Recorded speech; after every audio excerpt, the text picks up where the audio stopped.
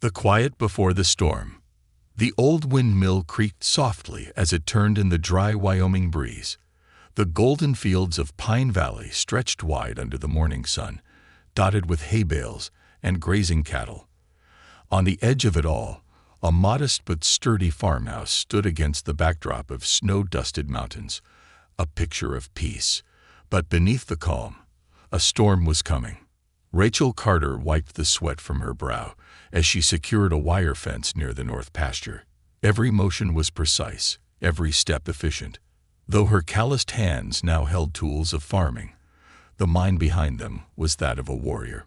She didn't just fix fences, she reinforced perimeters. Because Rachel Carter wasn't just a farmer.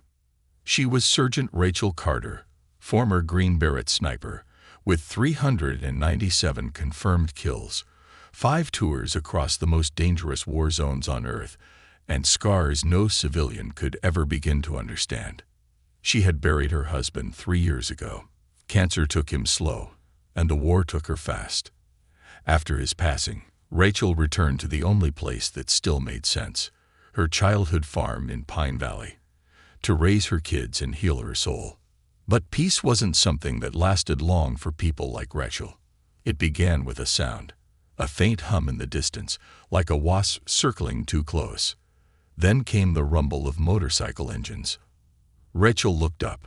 3 bikes, sleek and black, cut through the field road bordering her property. The men atop them were lean, sunburned, and mean-looking. One of them had a patch on his vest that read Iron Wolves. They didn't stop right away. They circled, watching. Then one peeled off and slowed near the fence. He removed his helmet slowly, revealing greasy hair and cruel eyes. His gaze locked with Rachel's from 50 yards away. She didn't flinch. She stood tall, sun at her back, hammer still in hand. Her presence alone was enough to make the biker hesitate. But he smirked, revved the engine, and spat in the dirt before turning around. As the dust settled, Rachel's hand went instinctively to her hip. No gun, not anymore. But her eyes narrowed, already calculating. She walked straight to the barn. Inside, her 16-year-old daughter, Emma, was brushing their old mare, Shadow. She paused when she saw her mother's face. "What's that?" she started. Rachel nodded. "Iron Wolves. You seen 'em before?" Emma shook her head. "No, but Mrs. Bradley called from the gas station. Said 3 bikers asked about who runs the Carter place now. She said they didn't look like tourists." Rachel's stomach coiled tight. "Where's Ethan?" "In the back with Max." Rachel moved fast, her boots crunching gravel as she sprinted around the house. Her 11-year-old son, Ethan, was crouched beside their Australian shepherd, Max, who was barking at the fence line. Ethan's face was pale. "Mom, I saw them too." They stopped. They stared right at the house. Max freaked out just like he did with that mountain lion last year. Rachel crouched, meeting her son's frightened eyes with calm. "You did good. You saw it.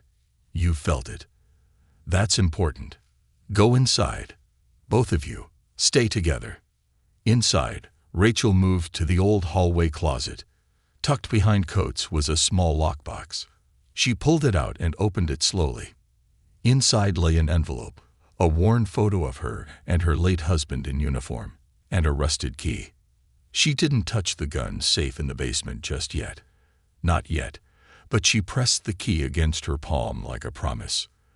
That afternoon, Rachel drove into town.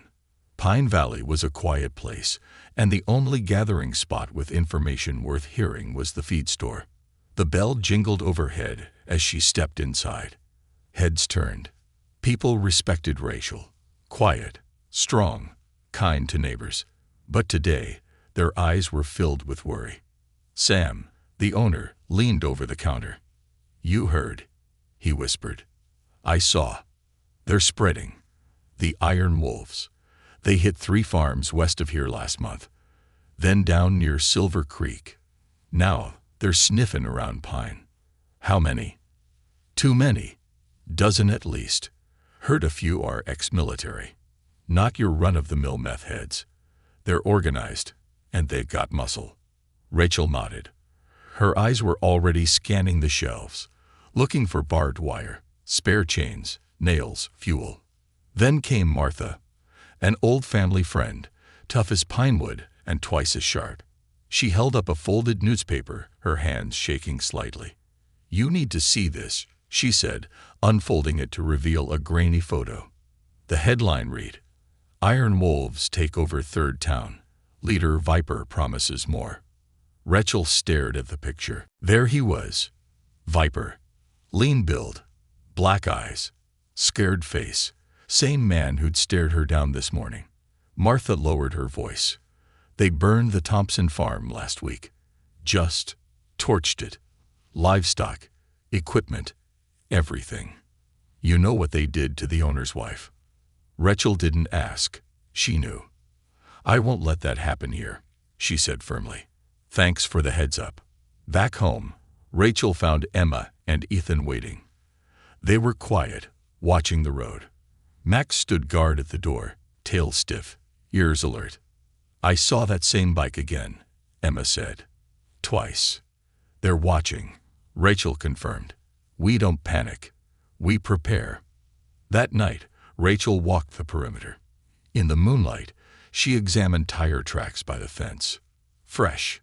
Someone had come closer than they should. She stepped into the barn. The false wall near the hay bales was still intact. Behind it lay the weapons cache she had buried when she moved back.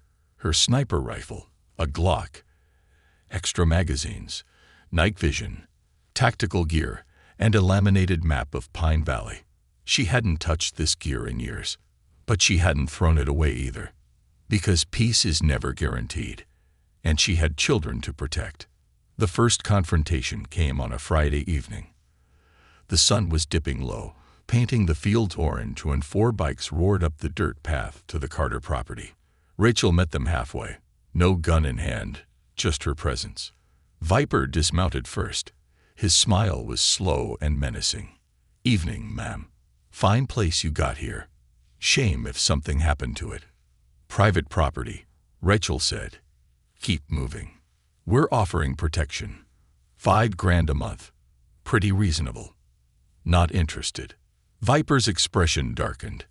"Everyone gets interested eventually. Just ask the Thompsons. You've said your piece. Now get off my land." He stepped forward once more, but stopped short when Max growled low and deep from behind Rachel.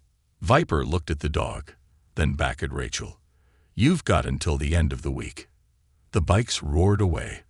Rachel turned to see Emma and Ethan watching from the porch. "Get inside," she said, her voice steady. That night, the farm didn't sleep. Rachel cleaned her rifle under a single lantern bulb. Her hands were steady, her heart calm.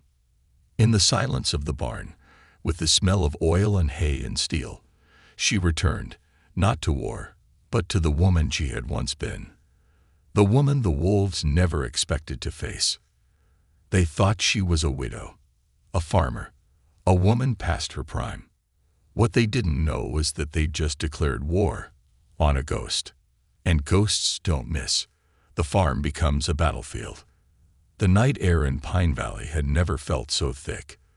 The moon cast a silver glow over the quiet fields, but Rachel Carter knew better. This calm was a lie. Somewhere out there, the iron wolves were preparing. And so was she. Rachel stood in the barn loft, overlooking her property through a high-powered scope. The old sniper rifle lay cradled in her hands, her breath even and slow. It was like riding a bike. Her body remembered the weight, the posture, the discipline.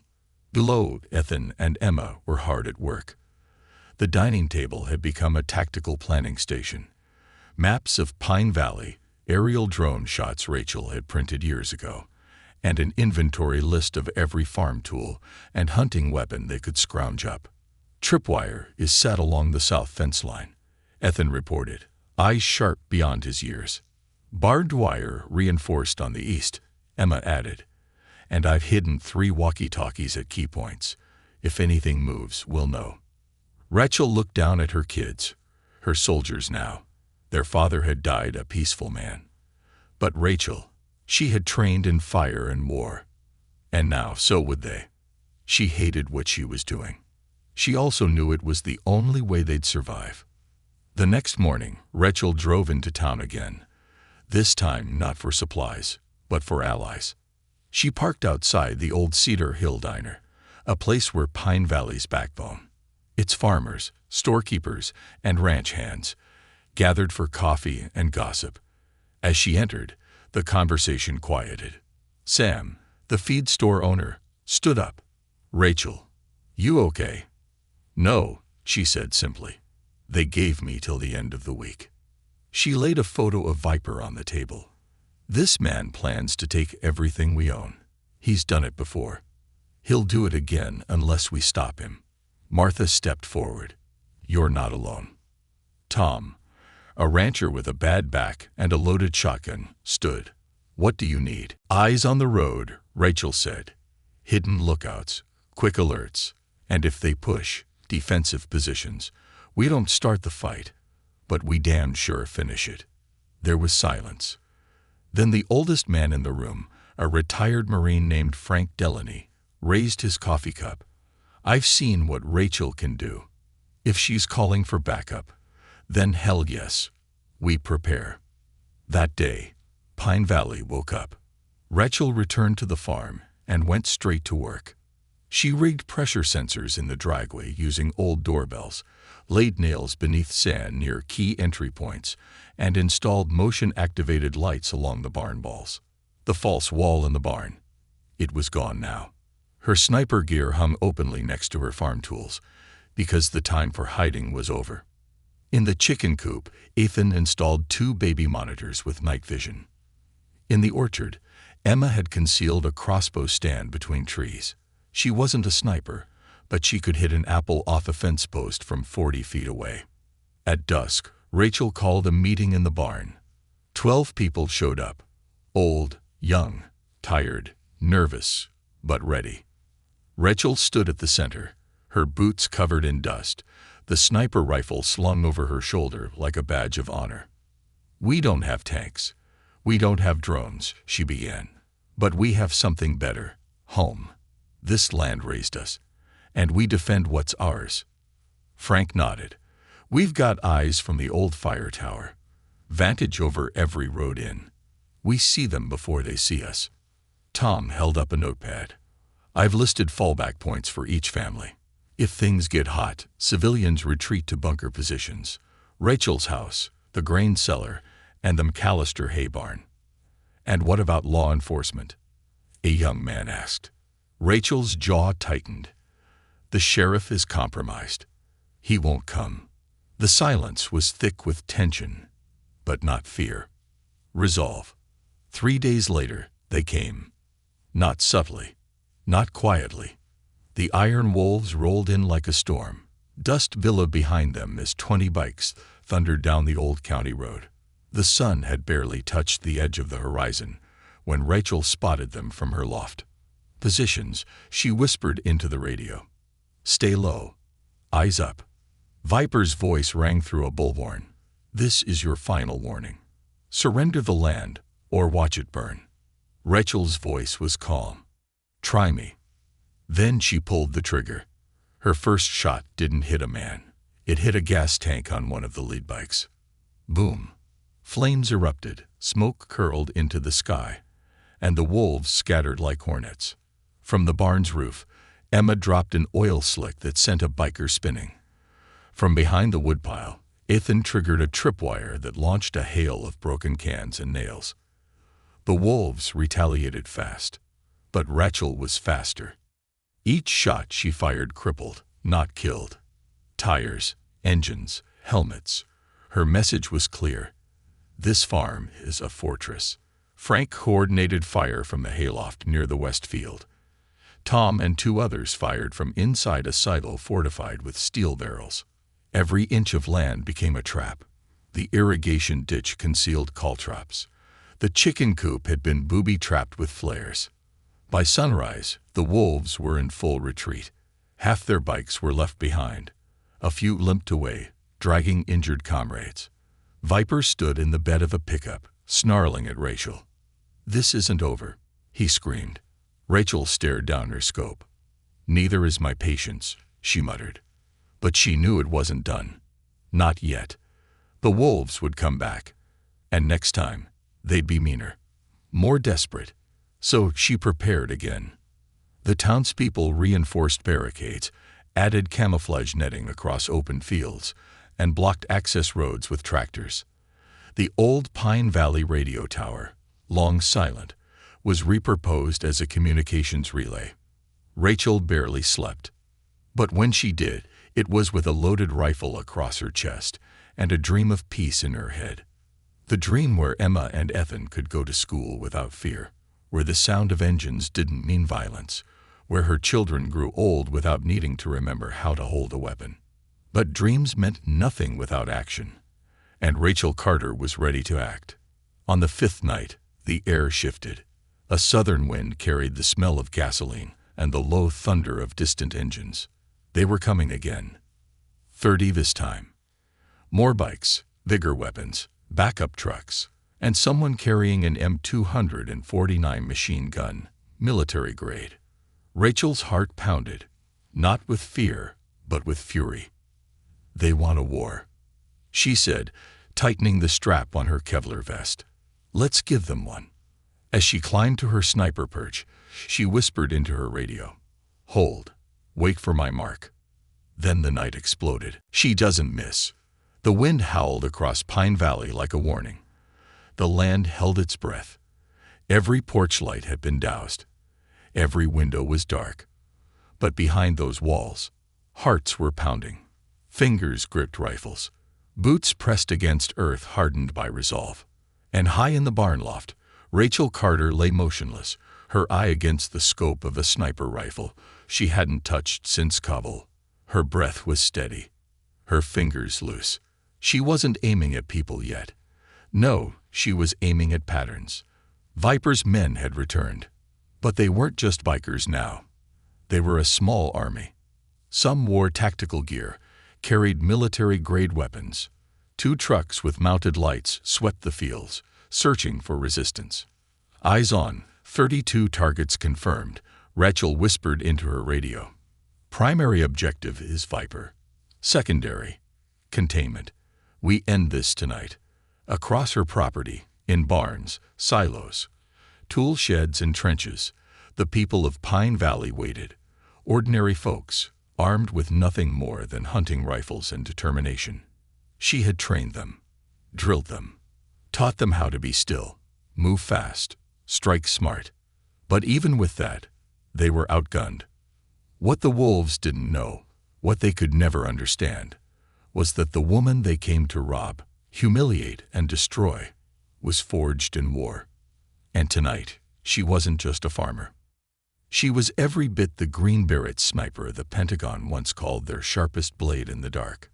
The first wave of bikers hit the eastern fence, just like Rachel predicted. A blast of noise and light, rattling the air with intimidation. But the ground beneath their tires had been soaked in oil. The moment the headlights hit the barn, Emma threw the switch. Whoosh! Flames erupted like a dragon's breath. The ground turned into a fire trap. Bikes spun and crashed. Screams echoed in the chaos. Rachel spoke calmly into the radio. "East line. Fallback position Delta. Fire containment in 5. Tom and 2 others popped smoke grenades to mask their retreat. From the silo tower, Frank opened fire, not on people, but on tires, radiators, and fuel lines. Rachel scanned the field, her eye cold. A figure broke from the main pack, a man with a belt-fed weapon trying to find high ground near the water tank. She exhaled. Crack. 1 shot. The man dropped. No kill, just a shattered wrist. He wouldn't be firing anything tonight. She moved to the next target, a biker trying to flank toward the orchard. Crack. Kneecap. Down. No threat.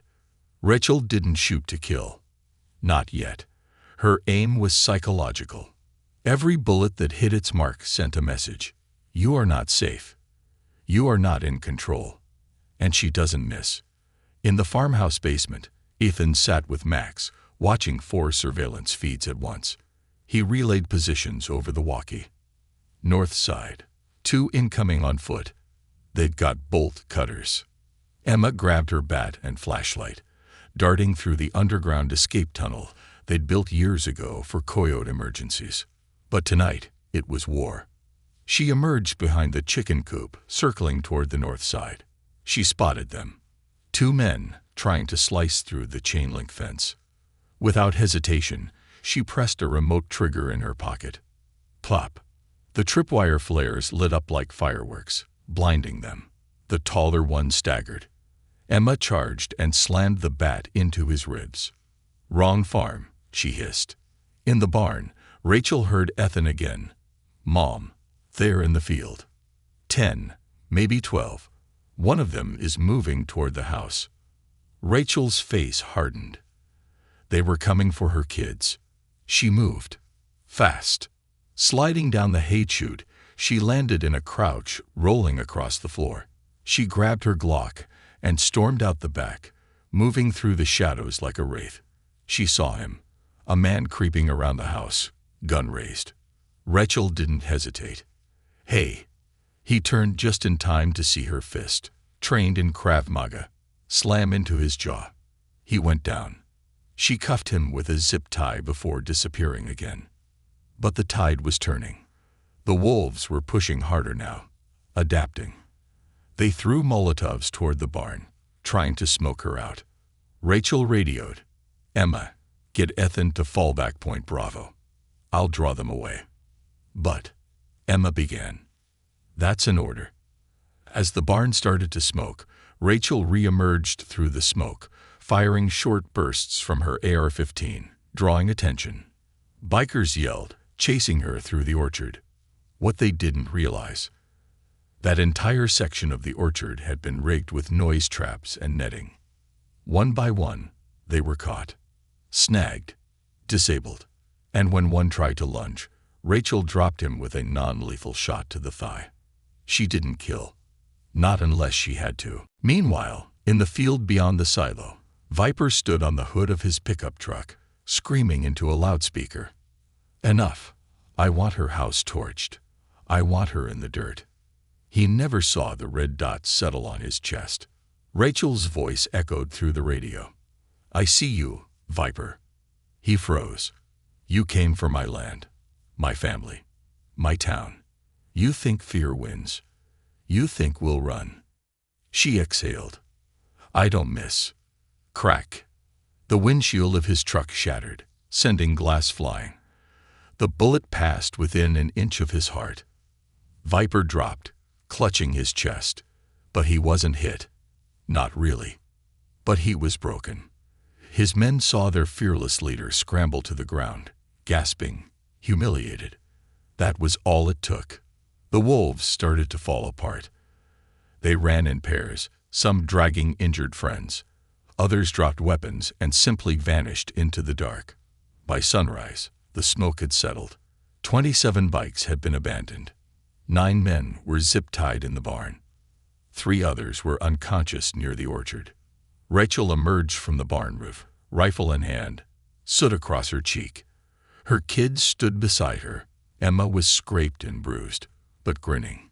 Ethan, still holding Max's leash, looked at the broken remains of the battlefield with wide eyes. Rachel called out over the radios. "Status." "All clear," Frank replied. "Town's secure." Tom added, "Sheriff showed up. Said he had no idea. I told him to go to hell." Rachel smiled faintly. "Fair."